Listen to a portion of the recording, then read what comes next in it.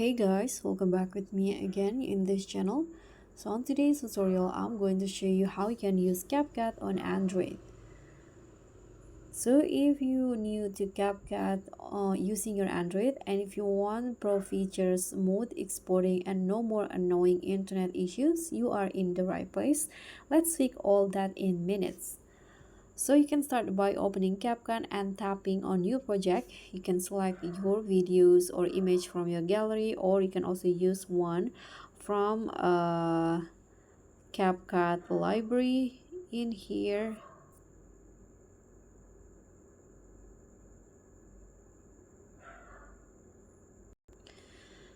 Okay, so I'm going to just choose one from CapCut library.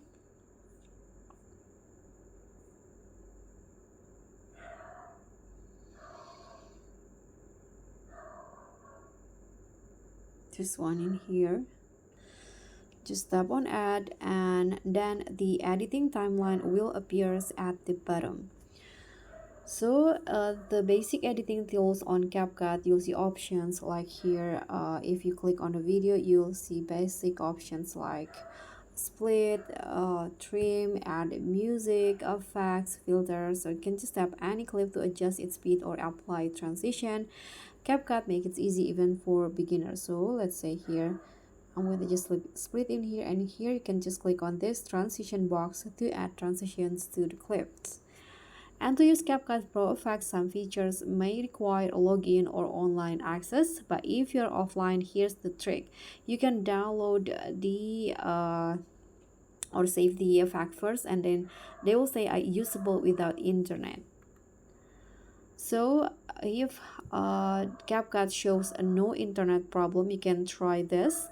You can turn on the airplane mode on your phone, turn it on and then off, and clear the cache in the Android settings. You can go to your phone settings and clear the cache on your phone, or use light or older versions of CapCut for fewer connection checks. And when done editing, you can hit on export in the top right like this.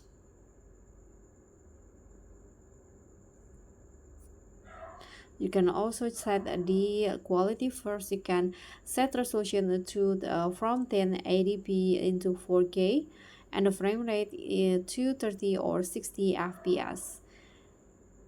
So it will have CapCut Pro look with 0 watermarks if you are logged in. So that's pretty much all. If this helped, like, subscribe, and drop your CapCut question below. And also don't forget to click on the thanks. Bye.